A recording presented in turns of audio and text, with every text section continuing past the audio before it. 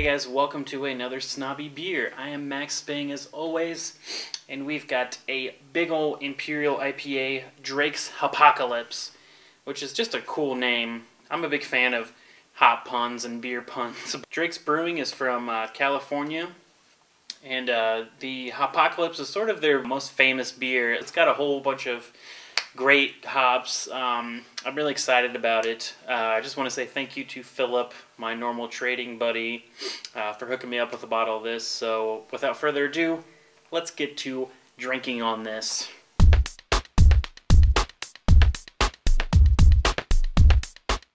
Alright, as for the nose on this beer, some definite American hops going on.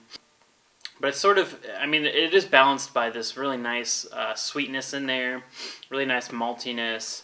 It's not just banging you over the head with hops. There's a bit of graininess in there, and there's a bit of alcohol on the nose, and I've said it before and I'll say it again. The combination of hops and alcohol is just like a win-win for me. Those two things just come together in my nose and just are awesome. So, I mean, this is just a really great smelling beer.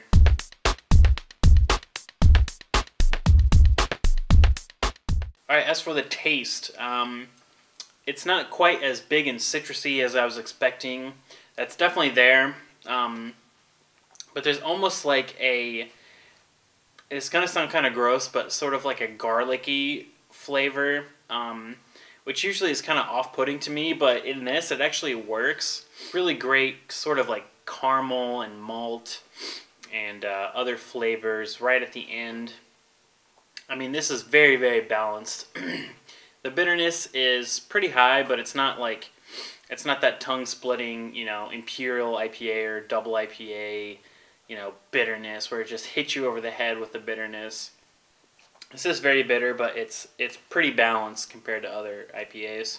There's this really nice sort of like candy-like sweetness. I mean, it's almost like, you know, hot candy.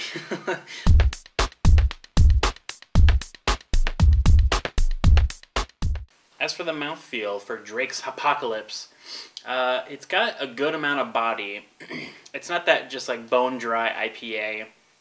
There's some really nice maltiness and sweetness that that contributes to the perceived body of the beer, and it makes it not quite, you know, tip back and just inhale it, but it makes it pretty drinkable, but also kind of gives it a little bit of bigness, if you will, or a little bit of size to make it a sipper.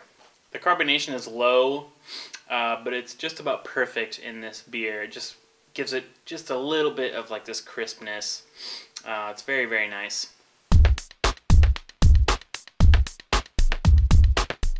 Alright, as for the score for Drake's Hopocalypse, I'm going to go with a 4 out of 5 on this one. I mean, this is really good.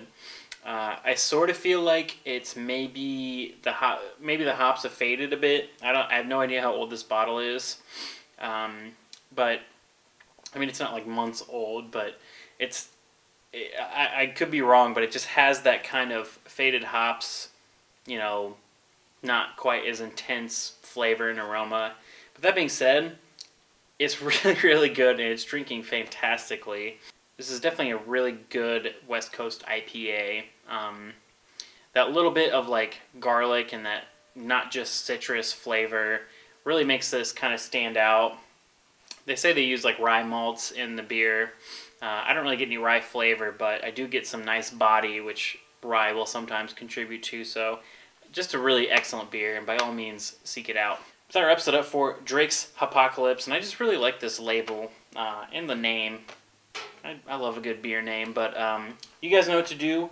Grab a beer, leave me a comment. I will see you next time, and let me know what you think of the Hopocalypse. But I'll see you next time. Cheers.